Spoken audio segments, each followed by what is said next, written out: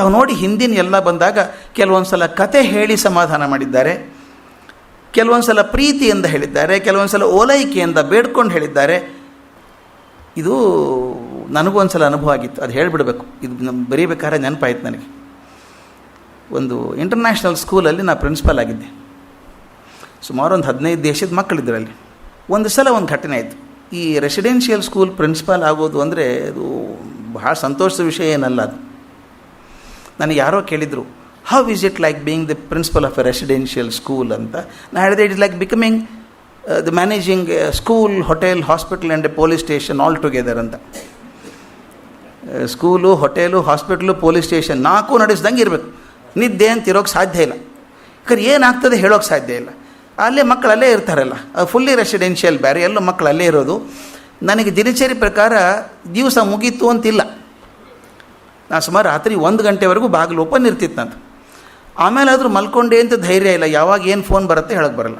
ಅಷ್ಟು ಜನ ಮಕ್ಕಳಿದ್ದರೆ, ಮನೆಯಲ್ಲಿ 3 ಜನ ಮಕ್ಕಳಿದ್ರೇ ಟೆನ್ಷನ್ ಇರುತ್ತೆ. 650 ಜನ ಮಕ್ಕಳಿದ್ದಾಗ ಏನು ಮಾಡೋದು?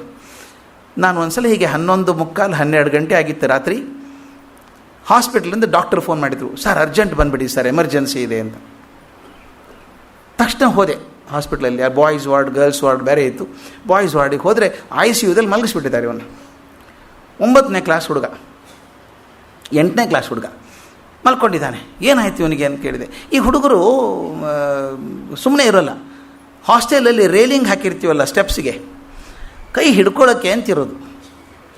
ಅದ್ರ ಮೇಲೆ ಕೂತು ಜಾರ್ಬಂಡಿ ಹೆಂಗೆ ಸುಯ್ಯೇನು ಜಾರ್ಕೊಂಬರ್ತಾರೆ ಅವರು. ಅವನು ಜಾರ್ಕೊಂಬಂದ ಟಪ್ ಅಂತ ಕೆಳಗೆ ಬಿದ್ದ ಅಂತ ವಾರ್ಡನ್ ಹೇಳೋದು. ತಲೆಗೆ ಪೆಟ್ಟಾಗಿರಬೇಕು.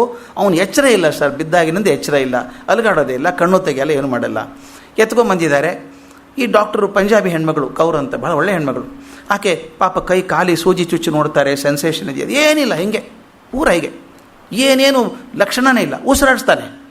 ಉಸಿರಾಡ್ಸಂದ್ಬಿಟ್ರೆ ಇನ್ನೇನೂ ಲಕ್ಷಣ ಇಲ್ಲ ಅವನಿಗೆ. ಹೆದರಿಕೆ ಆಕೆ, ಕತ್ತಿನ ಹತ್ರ ಏನು ಬೋನ್ ಮುರಿದು ಹೋಯ್ತೋ ಏನೋ, ಪೂರ್ತಿ ಬಾಡಿನೇ ಪ್ಯಾರಲೈಸ್ ಆಯ್ತು ಹೋಯ್ತು.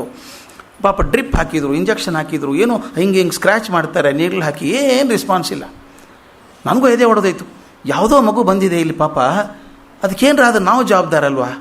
ಅಪ್ಪ ಫೋನ್ ಮಾಡಿದ್ರೆ ಏನು ಹೇಳಿ ಅಂಥೇಳಿ ಏನು ಮಾಡಿದೆ, ತಕ್ಷಣ ಒಬ್ಬ ನ್ಯೂರೋ ಸರ್ಜನ್ಗೆ ಫೋನ್ ಮಾಡಿದೆ. ಅವ್ರು ಹೇಳಿದ್ರು, ತಕ್ಷಣ ಬಂದುಬಿಡಿ, ನರ್ಸಿಂಗ್ ಹೋಮ್ ಬಂದುಬಿಡಿ, ಓಪನ್ ಮಾಡಿಸ್ತೀನಿ, MRI ಸ್ಕ್ಯಾನಿಂಗ್ ಮಾಡಿಬಿಡೋಣ ಅಂದರು. ಅಲ್ಲಿಂದ ಬರಬೇಕಾದ್ರೆ 45 ನಿಮಿಷ ನಮ್ಮ ಹಾಸ್ಪಿಟ್ಲಿಗೆ.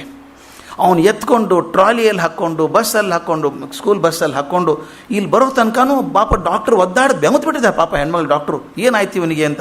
ಲಕ್ಷಣ ಏನೂ ಇಲ್ಲ, ಗಾಯ ಒಂಚೂರು ಇಲ್ಲ, ಉಸಿರಾಡಿಸ್ತಾನೆ, ಇಂಜೆಕ್ಷನ್ ಕೊಟ್ಟರಿಲ್ಲ, ಮುಟ್ಟಿದ್ರಿಲ್ಲ, ಚಿಗಟಿದ್ರಲ್ಲ, ಏನೂ ಇಲ್ಲ, ತಕ್ಷಣವೇ ಇಲ್ಲ. ಬಂದ್ವಿ, MRI ಸ್ಕ್ಯಾನಿಂಗ್ ಮಾಡಿದ್ವಿ. ರಾತ್ರಿ 2 ಗಂಟೆ ಆಯಿತು. ನನಗೂ ಟೆನ್ಷನ್, ಅಲ್ಲೇ ಇದೆಯಾ ನಮ್ಮ ಮಗುವಿನ ಜೊತೆಗೆ.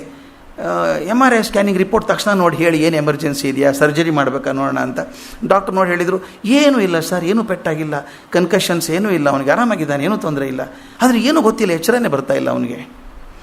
ನೋಡೋಣ, ಒಂದು ಬೆಸ್ಟ್ ಮೆಡಿಸಿನ್ ಡಾಕ್ಟರ್ ಹೇಳು, ಅಬ್ಸರ್ವ್ ಮಾಡೋಣ. ಮತ್ತು ಇನ್ನೇನು ಮಾಡೋದು, ಅಬ್ಸರ್ವೇ ಮಾಡಬೇಕು.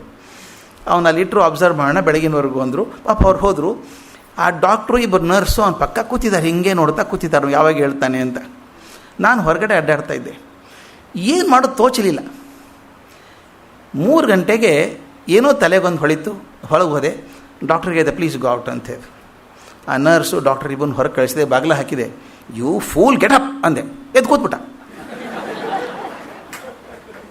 ಅದು ಲಾಸ್ಟ್ ಎಫರ್ಟ್ ಮಾಡಿದ್ದು ನಾನು. You fool get up, you are making drama here ಅಂದೆ. ಎದ್ದು ಕೂತ್ಬಿಟ್ಟ. ಸಾರಿ ಸರ್, ನಮ್ಮ ಅಪ್ಪನಿಗೆ ಹೇಳಬೇಡಿ ಸರ್ ಅಂತಾನೆ.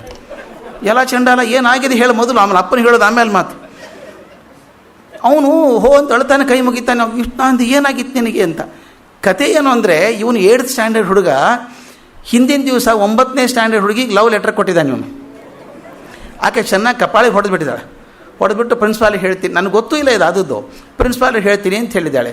ಅವನಿಗೇನು ಹೆದರಿಕೆ, ಪ್ರಿನ್ಸಿಪಾಲಿಗೆ ಹೇಳಿಬಿಟ್ರೆ ನಮ್ಮ ಅಪ್ಪನಿಗೆ ಹೇಳ್ತಾರೆ, ಅಪ್ಪ ಹೊಡಿತಾರೆ, ನನ್ನದು ಹೊರಗೆ ಹಾಕ್ತೆ, ಏನೋ ಹೆದರಿಕೆ. ಅದಕ್ಕೆ ಅಟೆನ್ಷನ್ ಡೈವರ್ಷನ್ ಮಾಡಬೇಕಲ್ಲ ಎಲ್ಲೋ ಬೇರೆ ಕಡೆಗೆ. ಇದು ನೋಡಿ ಅಂಥದ್ದು.